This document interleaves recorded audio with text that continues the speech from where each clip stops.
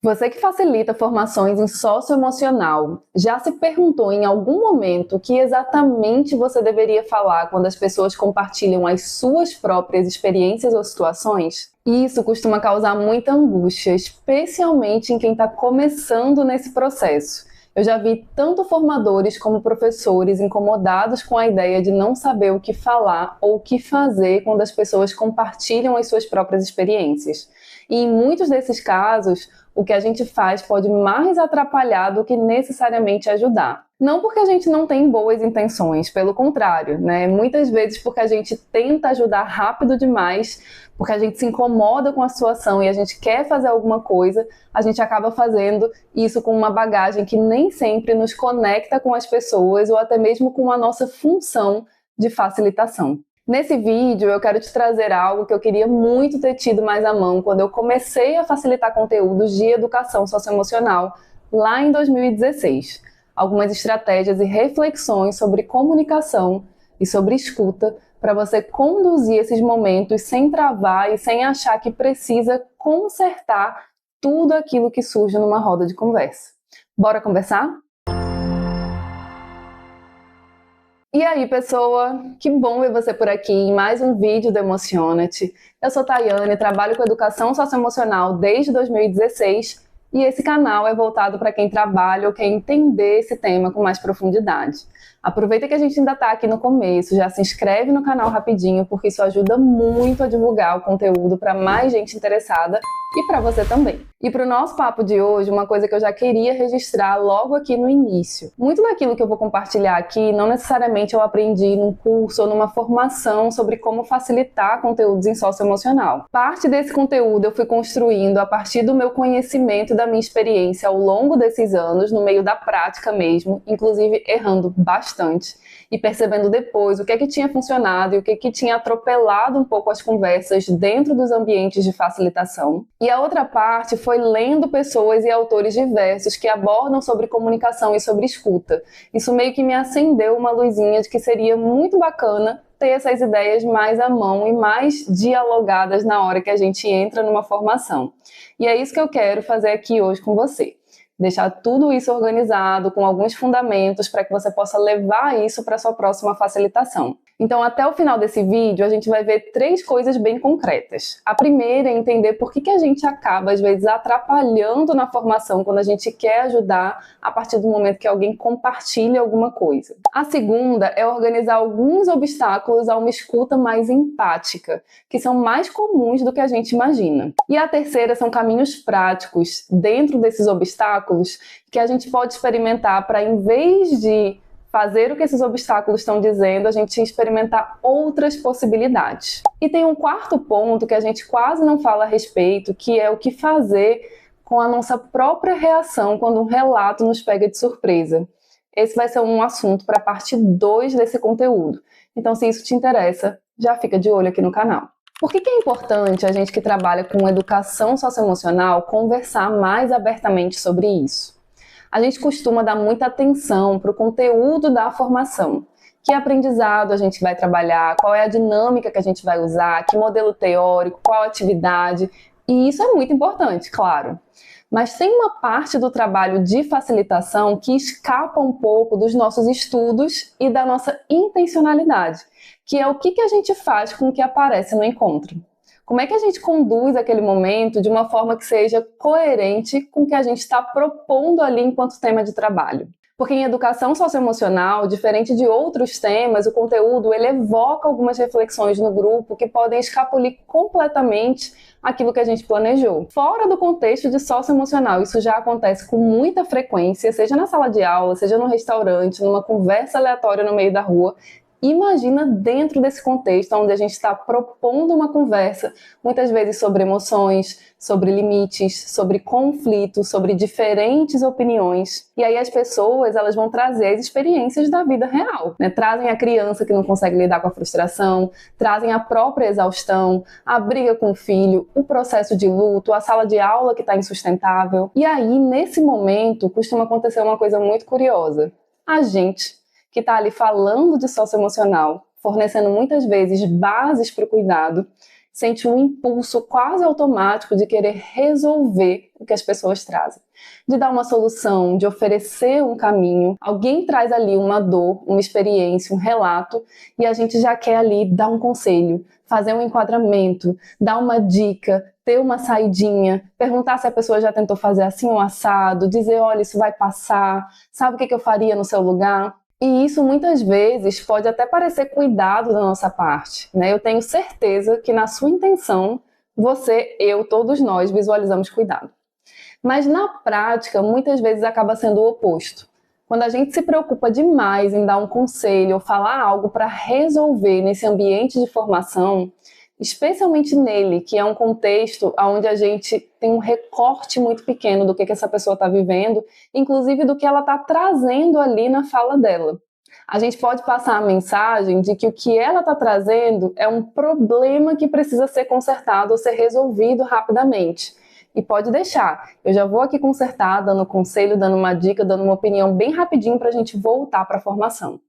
Percebe? E nesse cenário, o Marshall Rosenberg, que propõe a comunicação não violenta, e que a gente vai falar daqui a pouquinho mais aprofundadamente sobre alguns pontos disso, escreve com todas as letras que acreditar que a gente tem que consertar situações e fazer os outros sentirem-se melhor já é por si só um impedimento para que a gente esteja presente. Guarda essa palavrinha, presença, né? Estar presente, porque ela vai voltar o vídeo inteiro. Então hoje eu quero abordar como é que a gente conduz esses momentos sem cair em automáticos que dificultam não só a nossa presença, mas a nossa conexão com as pessoas durante uma facilitação. Como é que a gente consegue ouvir julgando menos? Como é que a gente consegue validar o que essa pessoa trouxe, reconhecer o ponto de vista dela, sem sair carregando a responsabilidade de resolver a vida dela ali na frente de todo o grupo? Mas antes de ir para o que fazer, tem um nome que eu achei bem legal para essa coisa que a gente está tentando fazer nesses momentos. E esse nome foi proposto pelo Mark Brackett, que é um psicólogo e pesquisador que eu já falei aqui no canal outras vezes, que dirige o Centro de Inteligência Emocional de Yale. O Brackett, ele fez uma pesquisa em que ele perguntou para várias pessoas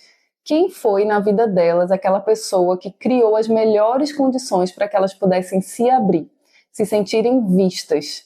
Ele chama essa figura, né, que ele juntou ali a partir do que as pessoas relataram, de aliado emocional. E existem 5 características que aparecem numa pessoa com esse perfil, que é ser uma pessoa calorosa, que oferece um acolhimento genuíno, uma pessoa que não julga, que é bom ouvinte, compassiva e confiável. Essa pessoa não foi descrita como a resolvedora de problemas brilhante, e nem a pessoa que dava os melhores conselhos, ou mesmo como alguém que sabe exatamente o que fazer para aquilo que foi colocado, percebe? E na minha percepção, essa é uma ótima descrição para quem facilita, seja numa formação com professores, seja conduzindo uma formação com os estudantes. A gente não precisa ter resposta para tudo, a gente não precisa resolver tudo que surge, a gente precisa estar presente com mais qualidade. E tem uma definição que o Brackett também faz que se relaciona com esse nosso tópico. Ele sempre traz um convite nos textos dele, nas participações públicas dele, para que a gente seja mais cientista e menos juiz, né? No caso das nossas emoções, mas aqui a gente está pensando na facilitação. O juiz representaria aquela pessoa que já chega sabendo, já classificando, já corrigindo aquilo que surge. E o cientista, ele traz curiosidade, ele traz perguntas, hipóteses, ele não tira conclusões de forma apressada. E para contribuir com essa visão, né, de cientistas versus juízes, a Elisama Santos, que também vamos abordar aqui nesse vídeo, fala que a curiosidade, que é uma característica do cientista, nos presenteia com perguntas, né? Para quê? Por quê? Como? E se? A curiosidade, ela é interessada, ela não aceita respostas rasas. Então, muito do que esse vídeo vai fazer é um pouco disso. Como é que a gente sai um pouco desse modo juiz que julga e que quer consertar, muitas vezes por impulso, e entra nesse modo mais cientista, que acolhe e que escuta e que valida aquilo que surge. Então vamos por partes. Vamos começar pelo Marshall Rosenberg, que eu já mencionei aqui no vídeo. Ele tem um livro chamado Comunicação Não Violenta, onde ele apresenta a abordagem dele. E lá no capítulo 7, ele fala sobre receber com empatia. Ele abre esse capítulo falando que para ele a empatia é uma coisa bem específica. é a compreensão respeitosa do que os outros estão vivendo. E aí ele traz uma frase do filósofo Martin Buber que, para mim, é o coração de uma boa facilitação. Ela diz assim, abre aspas, apesar de todas as semelhanças, cada situação da vida tem, tal como uma criança recém-nascida, um novo rosto, que nunca foi visto e nunca será visto novamente.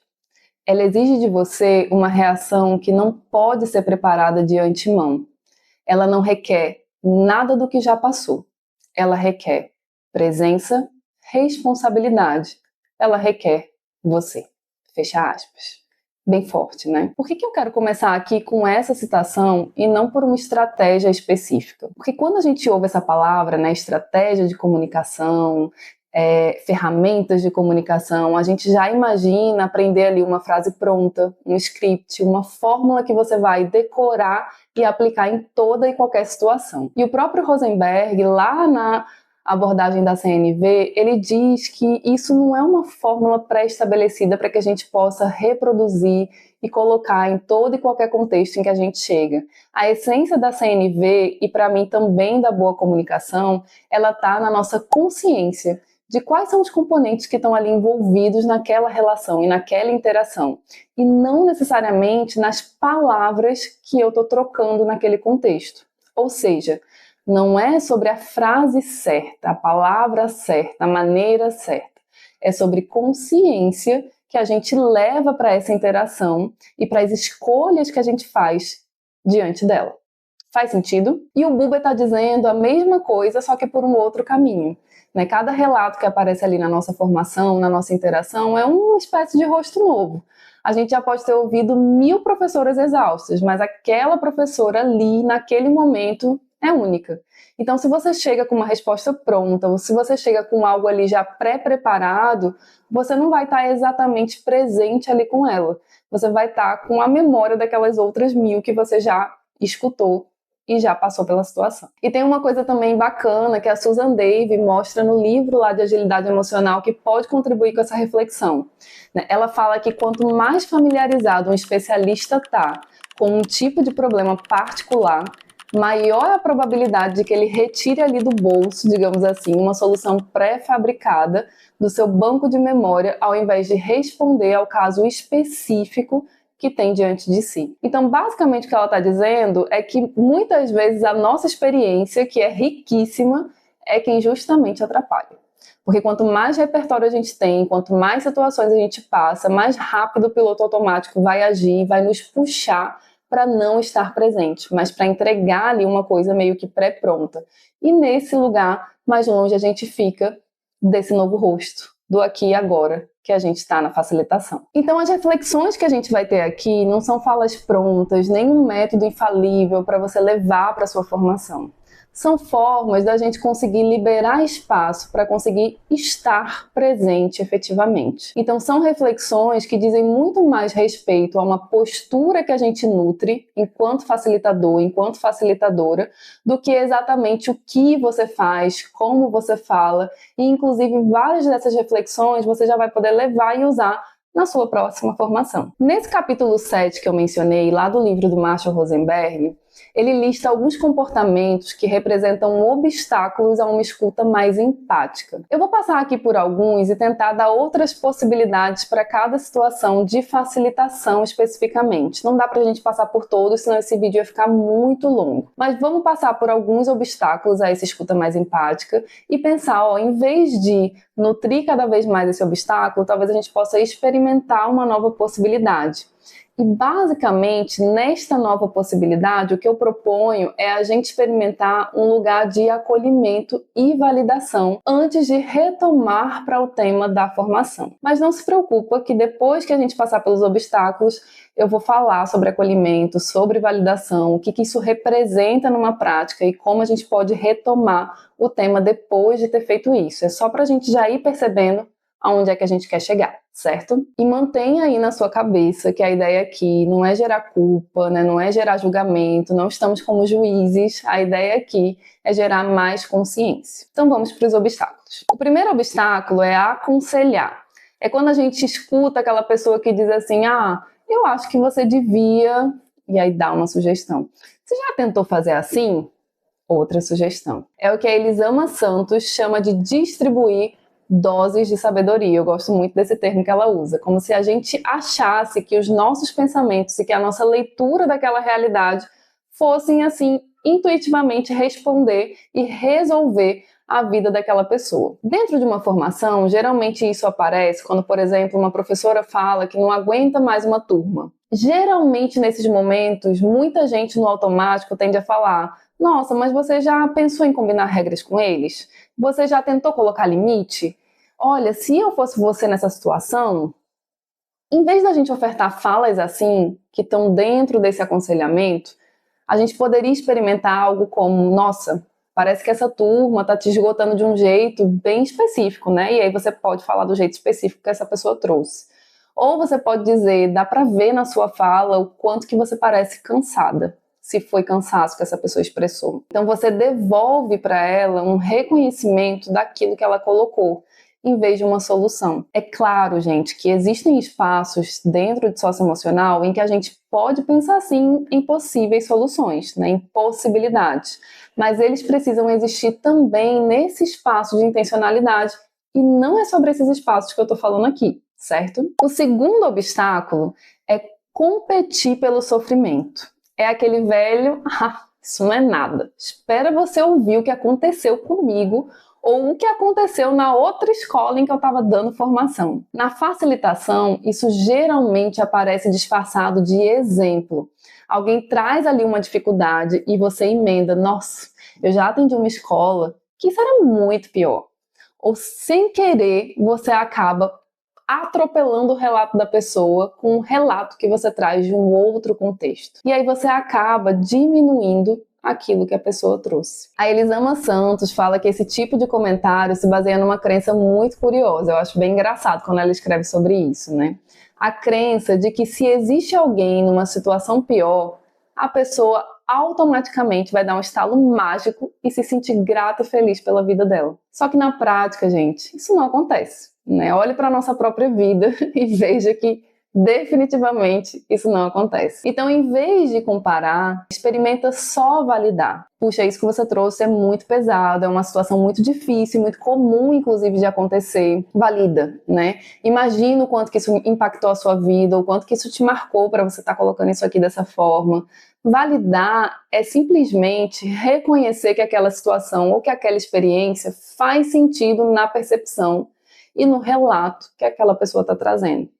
É basicamente dizer para o outro: eu te vejo, eu vejo o que você está falando e eu enxergo o quanto que isso é importante para você. E isso é muito desejável num contexto de facilitação. O terceiro obstáculo é a gente tentar educar, dar uma lição.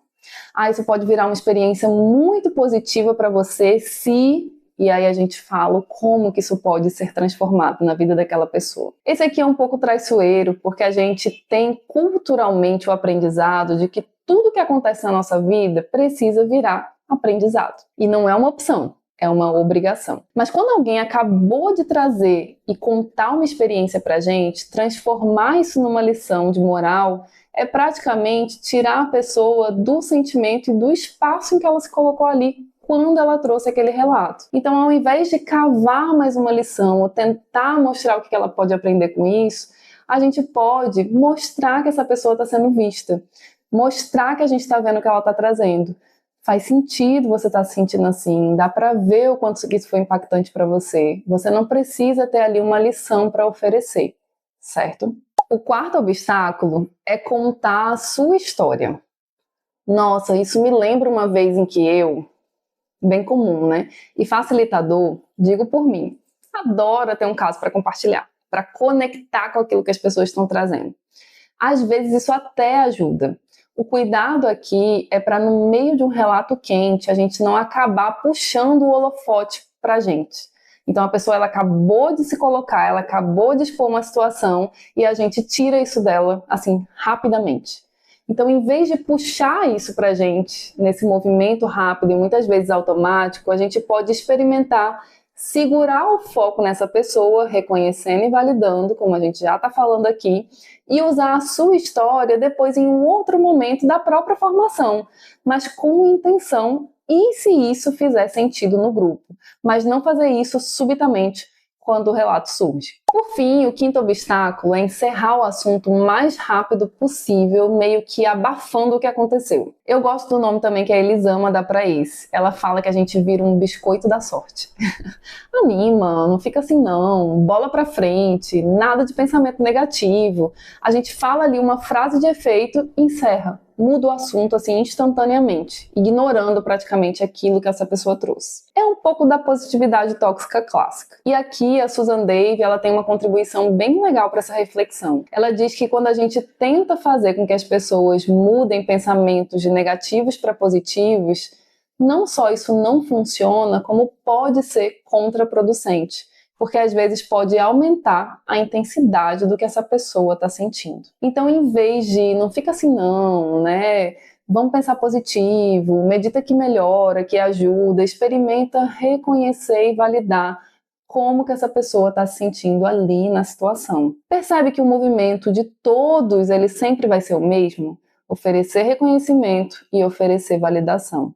E o que tem em comum em todos esses obstáculos é que eles tiram a atenção da experiência e do relato que essa pessoa trouxe e volta para a gente de uma maneira muitas vezes súbita, sem dar nenhum tempo para que essa pessoa ela se sinta vista, enxergada dentro daquela facilitação. E muitas vezes a gente faz isso inconscientemente para que a gente não assuma esse desconforto, né? Para que a gente fique um pouco mais confortável, para que a gente termine o que a gente tem que fazer, para que a gente ofereça para resolver e se sinta útil, porque a gente aprende isso dentro da nossa cultura. Então, muitas vezes, esses obstáculos, eles se ligam mais à nossa necessidade de fazer alguma coisa do que necessariamente ao momento formativo que essa pessoa está trazendo pra gente. E aí você pode dizer, tá bom, Tayane, eu entendi seus pontos, entendi os obstáculos, mas e aí?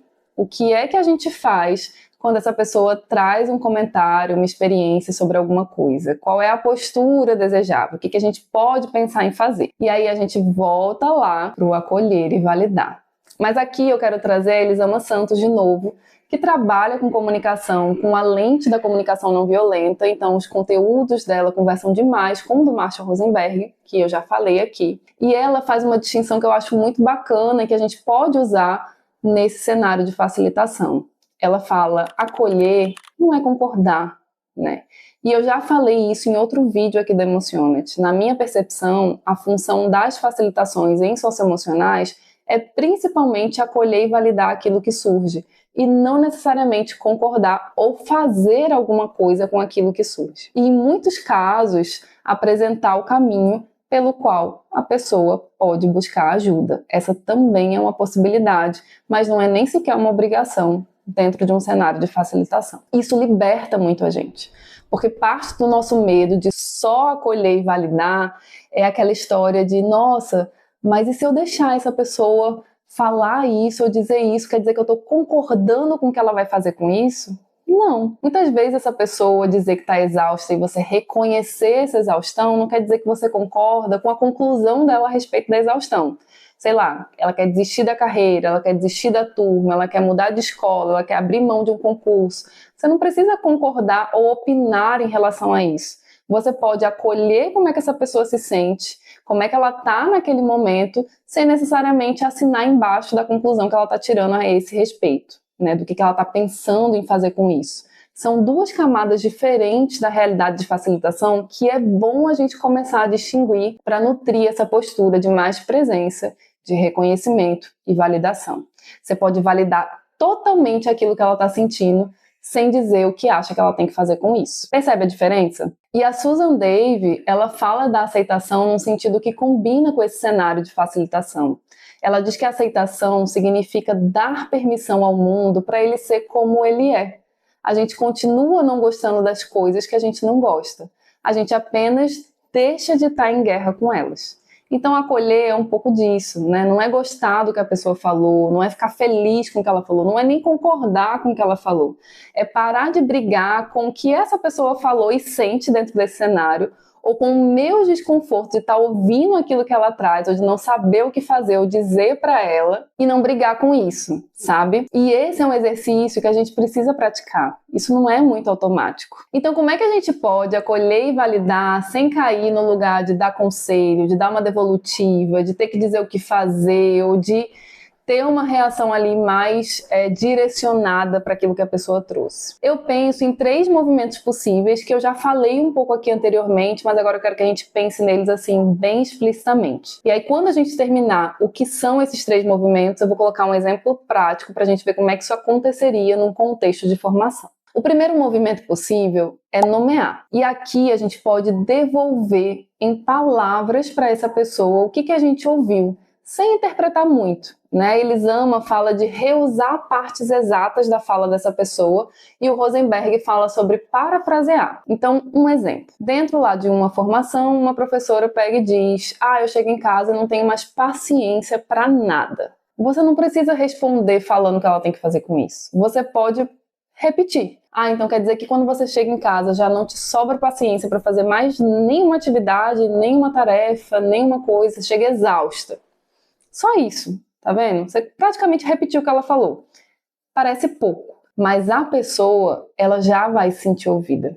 Ela já vai ver que você prestou atenção na fala dela, que você não cortou, que você repetiu com outras palavras, mudando ali uma coisa ou outra, mas que ela foi ouvida. E isso gera uma sensação de acolhimento. Fui vista, fui ouvida aqui. O segundo movimento é a gente validar.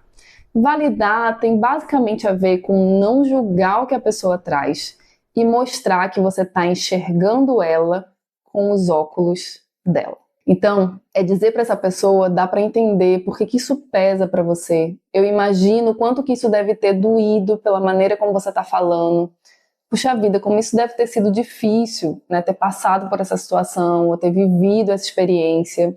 Aqui você não está julgando. Você pode até achar que não foi essas coisas que ela está contando, você pode até se perguntar, será que é verdade isso que ela está falando? Mas aqui o movimento de validar não é sobre ser um juiz. Será que o que deveria de fato acontecer, o que de fato aconteceu, não é sobre isso nesse momento que a gente está ali no meio de uma formação. Aqui você pode discordar até mesmo do que ela falou, mas legitimar o sentimento e a percepção daquilo que a pessoa trouxe. Não precisa endossar nenhuma decisão e nem dizer que ela está certa ou errada em querer fazer alguma coisa. Percebe que o movimento de validar é muito reconhecer, devolver, sem julgar, sem ficar ali fazendo muitas perguntas e avaliando a veracidade ou não daquilo que chega.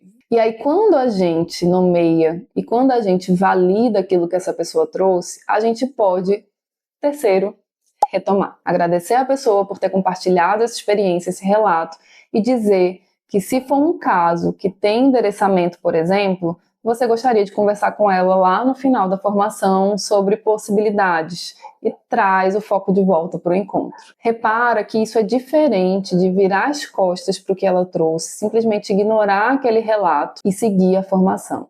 Você vai reconhecer, validar e depois você reconduz. Se for alguma coisa que a pessoa de fato precisa de orientação, isso acontece em socioemocional e já já vou falar de um vídeo onde eu abordo exatamente isso, você pode pedir para conversar com ela num momento posterior, certo? Para a gente pensar num exemplo, numa situação real, imagina que no meio de uma formação sobre, por exemplo, regulação emocional, uma professora vai lá e diz, meio que sem querer: nossa, sinceramente, quem precisa se regular aqui sou eu, não são nem meus alunos, porque eu estou no meu limite. Né? Olha que forte alguém falar isso numa formação. E muitas vezes o nosso automático é dizer, mas gente, é exatamente para isso que serve o que a gente está vendo aqui hoje, né? Não é só para as crianças, é para a gente também aprender um movimento de dar uma lição, de educar, de dizer a pertinência do encontro. E isso acontece com muita frequência, eu já fiz muito, inclusive. Só que ao invés da gente mostrar que a gente está vendo essa pessoa, a gente acaba caindo num obstáculo de conexão, que é uma escuta mais empática.